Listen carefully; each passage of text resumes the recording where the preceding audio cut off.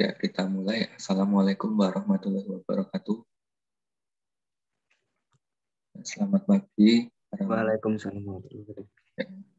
Ya, selamat pagi para mahasiswa semuanya yang berjumlah hanya 3 orang. Tapi walaupun begitu, kita perlu tetap melanjutkan perkuliahan karena kewajibannya adalah mengadakan pertemuan secara daring yang kali ini via Zoom ya, untuk mata kuliah perencanaan perdesaan. Baru sempat melakukan tatap muka secara daring di kesempatan kali ini. Nanti ini sebentar saja ya, hanya ringkasan-ringkasan saja sekilas yang perlu kalian dalami yang di bagian mana. Ini saya share screen dulu.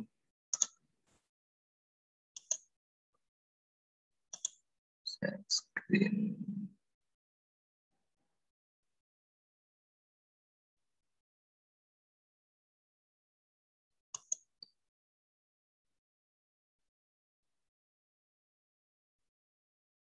Bentar, saya cari file dulu.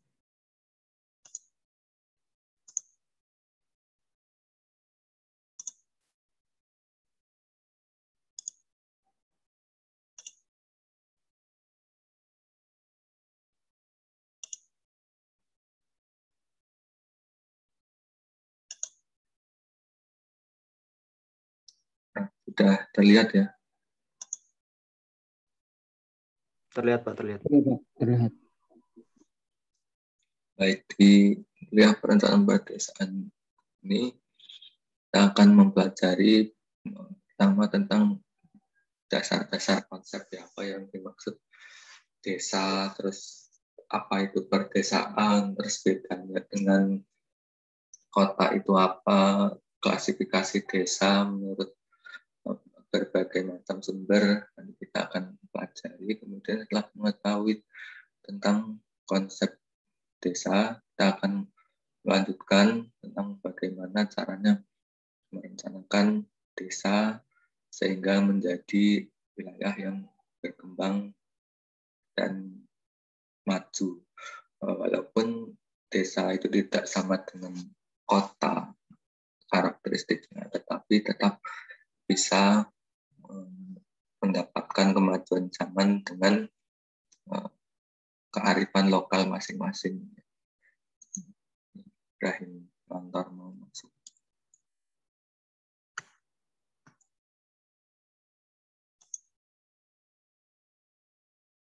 Jadi kemampuan akhir yang diharapkan dari perkuliahan ini, mahasiswa mampu memahami konsep dasar desa serta kawasan perdesaan. Nanti mahasiswa akan diberi gambaran atau profil desa yang ada di Indonesia. Hanya sebagai contoh. Jadi nanti kalian yang tahu misalnya daerah masing-masing, dan tentunya ini kalian dari daerah masing-masing ada desa, nanti bisa diceritakan sebagai tugas bagaimana karakteristik desa di tempat asal, apakah ada perbedaan, banyak perbedaan, apa kesamaannya apa saja, nanti kita identifikasi bersama. Nah, pertama kita perlu mengetahui apa itu desa, perdesaan, dan kawasan perdesaan. Jadi menurut istilah desa itu adalah tempat tinggal, tempat asal ya, negeri asal tanah leluhur. Jadi orang kota itu ya anggapannya dulu asalnya dari desa. Bisa juga orang kota itu dulunya adalah desa yang karena perkembangan zaman kemudian desanya berubah menjadi kota. Jadi bermacam-macam asalnya ya. Dari kesatuan hidup yang memiliki batas yang jelas. Ini menurut Yayut dan Mangku. pengertian desa dari berbagai macam sudut pandang. Kalau menurut statistik, desa adalah lingkungan yang penduduknya kurang dari 2.500 jiwa. Tapi kemungkinan hal ini sudah kurang relevan lagi jika dibandingkan dengan keadaan desa pada zaman sekarang. Karena misalnya kita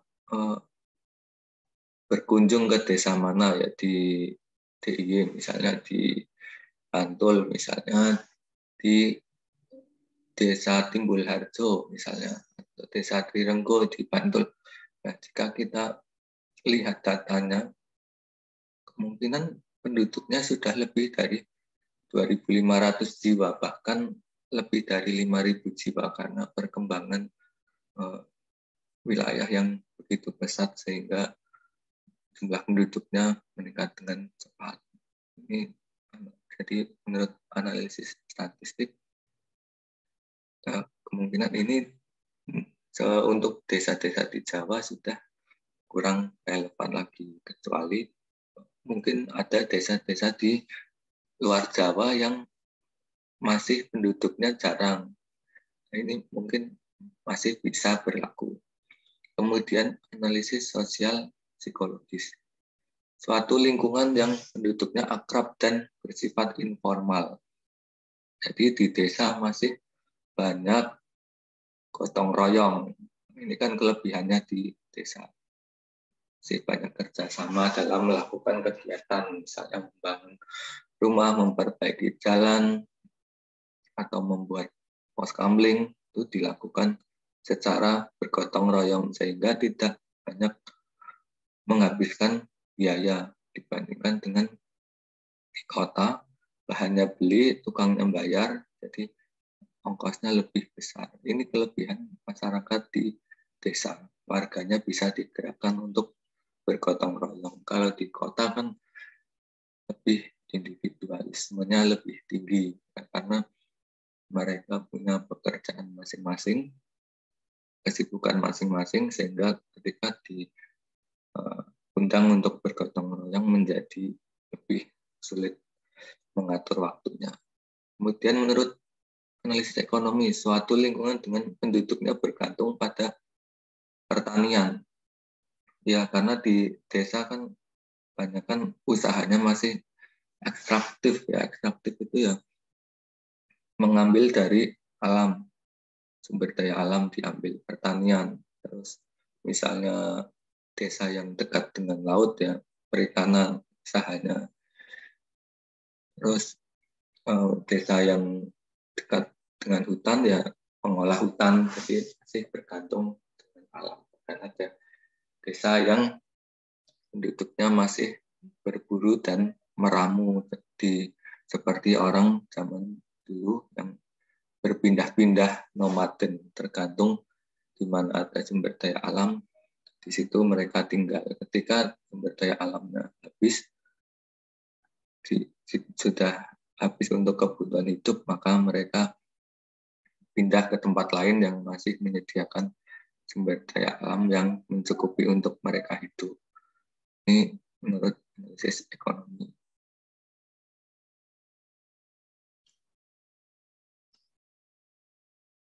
Kemudian ada lagi pengertian desa menurut Zakaria tahun 2000. Menurut dia, desa adalah sekumpulan manusia yang hidup bersama pada suatu wilayah yang memiliki organisasi pemerintahan dengan serangkaian peraturan yang ditetapkan sendiri serta di bawah pimpinan desa yang dipilih dan ditetapkan sendiri. Pemimpinnya itu kalau di desa, kan ada dua ya, desa itu kan ada desa yang memang tempat lokasinya di desa, ada juga yang desa yang ada di kota, yang ini disebut kelurahan. Kepala desa yang ada di desa itu biasanya dipilih melalui pemilihan oleh warga dan ada masa jabatan tertentu. Misalnya kalau di DIY itu sekarang 6 tahun. 6 tahun. Setiap 6 tahun nanti ada pemilihan kepala desa yang baru.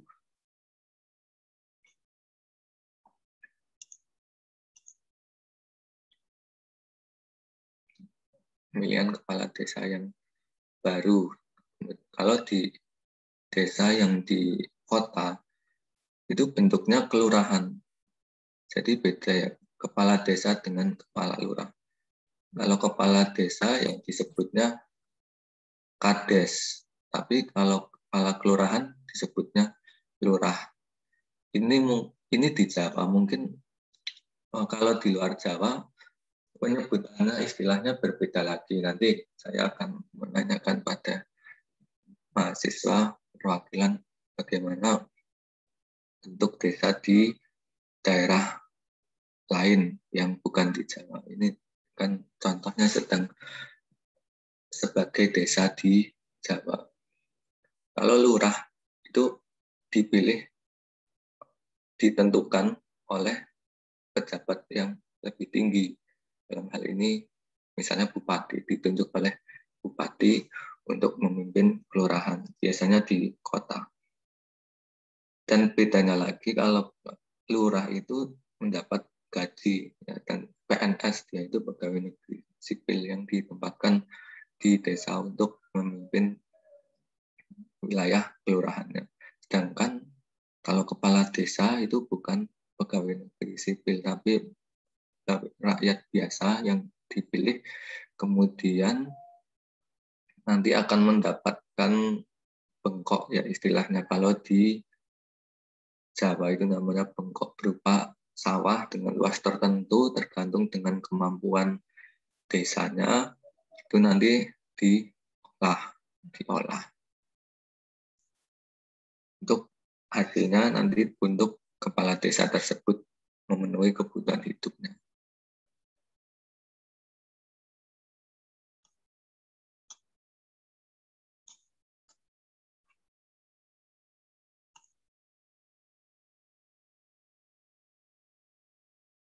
Kemudian ada lagi pengertian desa menurut Mutta'ali. Mutta'ali ini seorang dosen di Fakultas Geografi Prodi Pembangunan Wilayah di UGM. Dari melihat pengertian desa dari beberapa aspek, dari aspek bahasa, administrasi perundangan, sosial kemasyarakatan, demografis, dan geografis.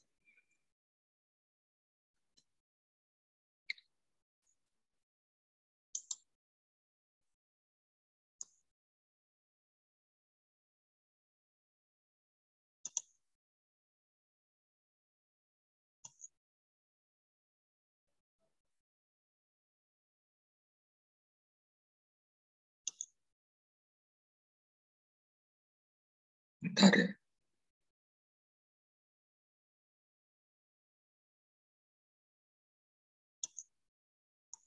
Ya, menurut aspek bahasa.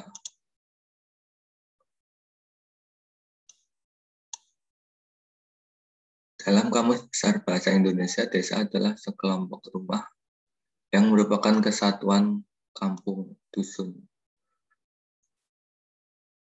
Desa berasal dari bahasa Sanskerta, yakni desi, dusun yang berarti tempat tinggal, negeri asal atau tanah luhur, yang merujuk pada satu kesatuan hidup dengan kesatuan norma serta memiliki batas yang jelas.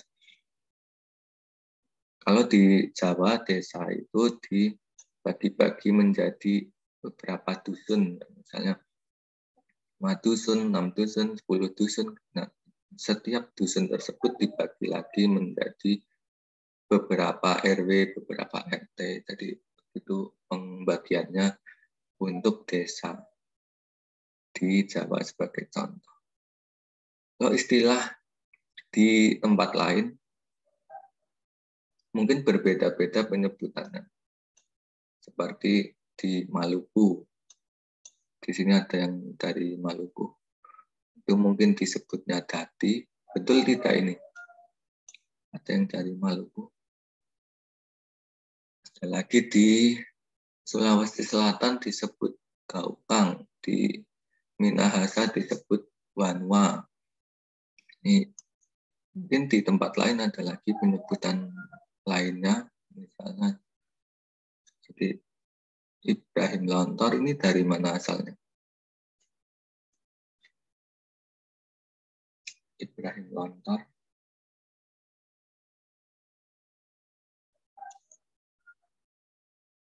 Nggak dengar.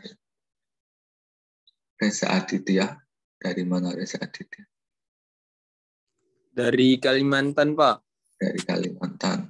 Nah, apakah ada istilah tertentu yang menyebutnya istilah lain? Maksudnya gimana, Pak? Kalau desa di daerah lain kan sebutannya beda-beda. Misalnya di Sumatera Barat sebutannya nah, di Kalimantan apa namanya? Tetap desa atau ada istilah lain? Pakai bahasa daerah gitu ya, Pak? Iya, disebut apa di sana? Wilayah Kurang desa. tahu, Pak. Kalau kurang tahu saya bahasa itu, Pak. Bahasa daerah aslinya, Pak. Ya, kamu secara administratif tinggalnya di desa mana? Desa Mansalong, Pak, namanya.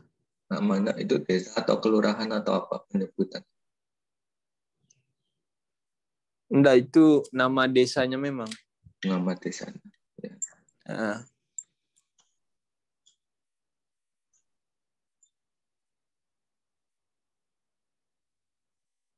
Kemudian menurut aspek perundang-undangan, berdasarkan PP dan UU, ya ini kita bahas yang UU 32 tahun 2004 tentang pemerintahan desa, menyebutkan bahwa desa adalah kesatuan masyarakat hukum yang memiliki batas wilayah yang berwenang untuk mengatur dan mengurus kepentingan masyarakat setempat berdasarkan asal-usul dan adat istiadat setempat yang diakui dan dihormati dalam sistem pemerintahan NKRI. Jadi desa itu wilayah tersendiri, wilayah terkecil, tapi tetap tunduk kepada peraturan yang berlaku di negara Indonesia. Wilayah administratif resmi terkecil itu desa, ya.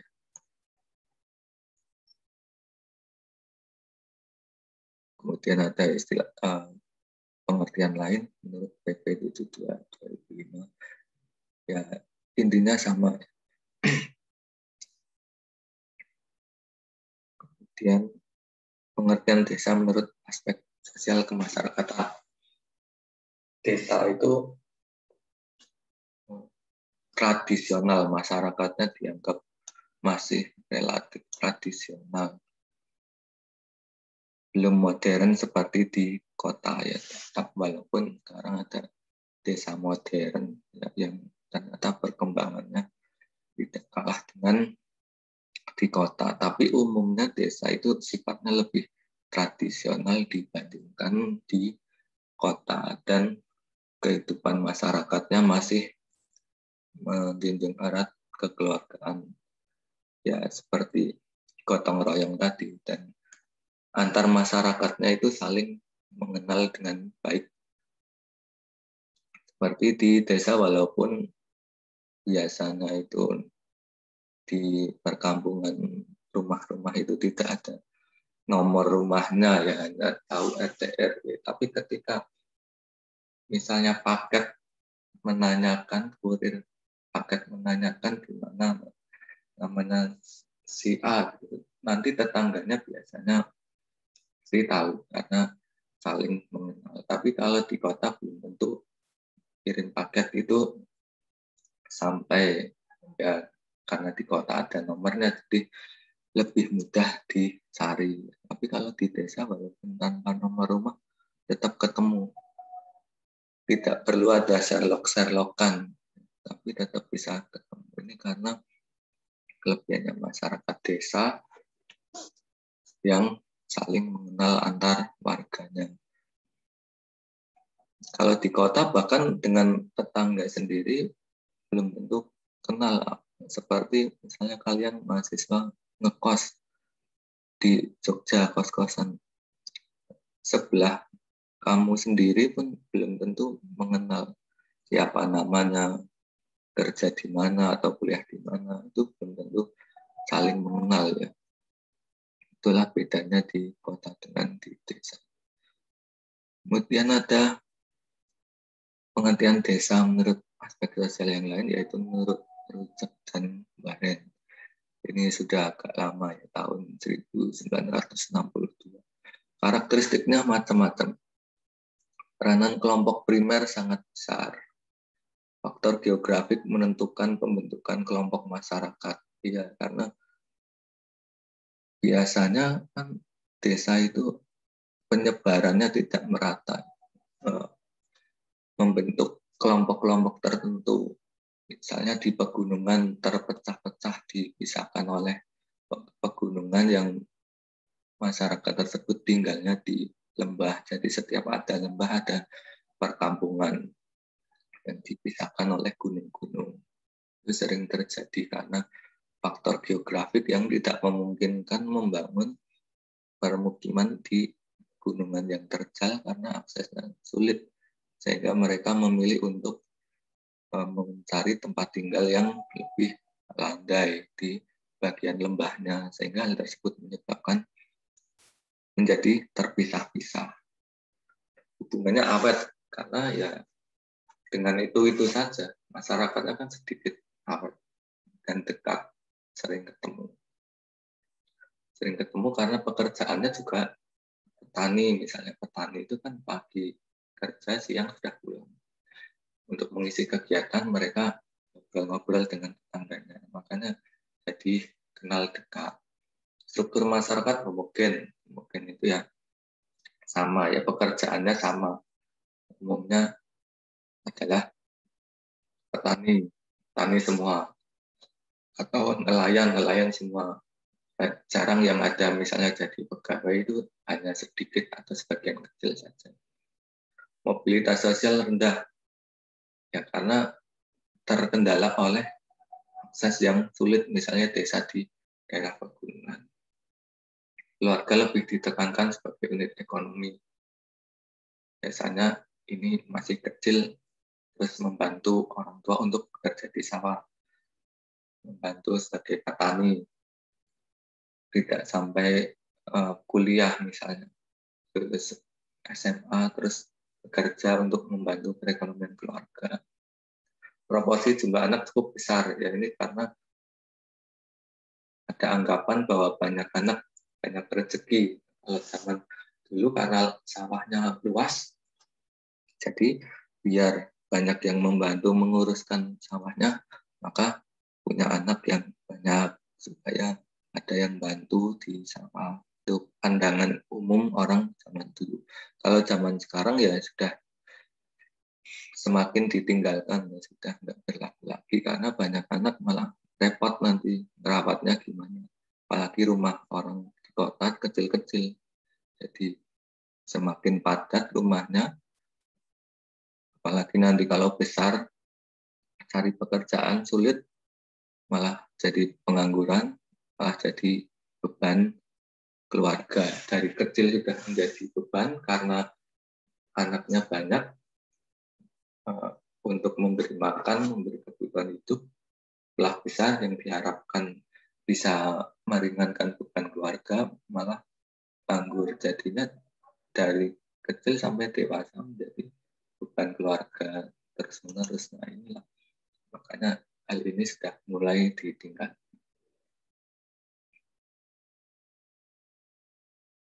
Ini pengertian-pengertian yang lain, nanti bisa dibaca sendiri. Kemudian ada menurut aspek demografis ada tingkat-tingkatannya.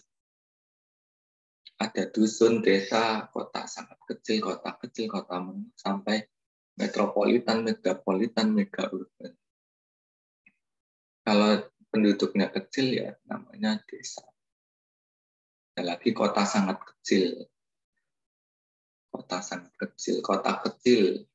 Misalnya di Jawa, di mana itu kota kecil?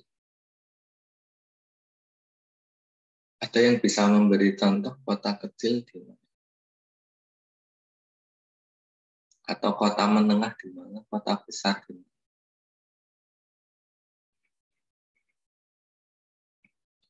metropolitan, ya, kumpulan dari kota-kota besar seperti Jabodetabek, Jakarta, Bogor, Depok, Tangerang, Bekasi. Nah, itu termasuk metropolitan. Bahkan mungkin sudah pantas dianggap sebagai megapolitan karena penduduknya yang sangat besar, kumpulan dari kota-kota tersebut. Makanya karena kotanya berkembang terus ke wilayah-wilayah di sekitarnya semakin padat, nama istilahnya berkembang lagi, sudah tidak menjadi Jabodetabek lagi. Kalau dulu kan hanya Jabodetabek, Jakarta, Bogor, Tangerang, Bekasi. Terus berkembang lagi merembet kotanya, jadi Jabodetabek ketambahan Depok. Kemudian berkembang lagi menjadi Jabodetabek Jur ketambahan Cianjur. Nanti mungkin akan bertambah lagi semakin luas, misalnya ke arah Cikarang, Karawang, atau ke arah mana Sukabumi mungkin ya. Jadi itu nanti perkembangannya meluas terus. Nah, ini kan karena Zoom-nya memakai Zoom yang terbatas ya, hanya 40 menit, waktunya tinggal kurang dari 10 menit lagi, nanti jadi begitu waktunya akan habis, nanti diakhiri saja. Kurang dari 10 menit lagi waktunya akan berakhir. Nanti sampai mana ya, sedapatnya. Kemudian menurut aspek geografis, ya, menurut aspek geografis perpaduan antara kegiatan sekelompok manusia dengan lingkungannya ada unsur-unsur fisiografis, sosial, ekonomi, politik, dan kultural yang saling berinteraksi. Kawasan perdesaan. Kawasan perdesaan itu ya beberapa kumpulan desa yang membentuk kawasan. Kawasan itu kan wilayah yang mempunyai fungsi tertentu. Jadi apa bedanya desa dengan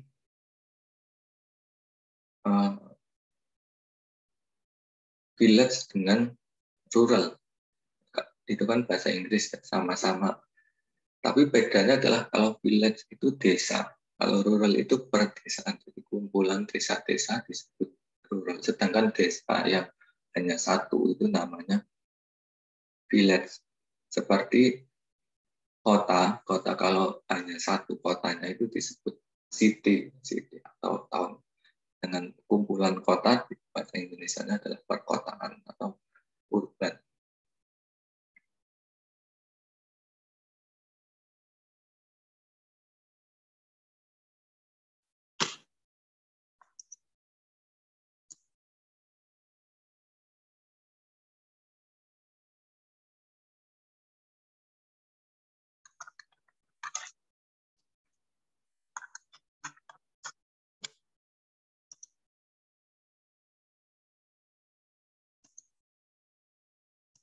Ini masih ada materi yang berikutnya, tapi kalau dilanjut sepertinya sudah tidak memungkinkan, waktunya tinggal beberapa menit lagi dan nanti jadinya nanggung dan tidak sampai materinya. Maka baik ini diakhiri dulu.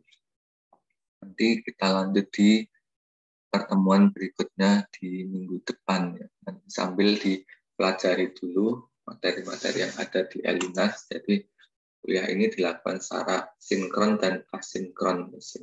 Asinkron itu ya belajar mandiri di Elinas yang materinya sudah dibagikan. Silakan di-download. Kalau sinkron itu ya seperti ini lewat media Zoom interaktif yang tujuannya hanya untuk memperdalam atau memastikan kepemahaman itu sudah sampai. Jadi ketika ingin ada pertanyaan maka bisa ditanyakan dalam forum. Tapi karena ini waktunya tinggal sedikit lagi, maka saya akhiri saja ya. Pesertanya juga baru sedikit, nanti di pertemuan berikutnya semoga lebih banyak lagi. Baik, saya akhiri perkuliahan ini. Terima kasih perhatiannya. Mohon maaf bila ada kekurangan. Selamat pagi, selamat melanjutkan aktivitas yang lainnya. Wassalamualaikum warahmatullahi wabarakatuh. Wassalamualaikum warahmatullahi wabarakatuh. Ya, Terima Terima kasih, Pak. terima kasih. Pak. Terima kasih, Pak. Sama-sama terima kasih sudah bergabung. Saya akhiri ya.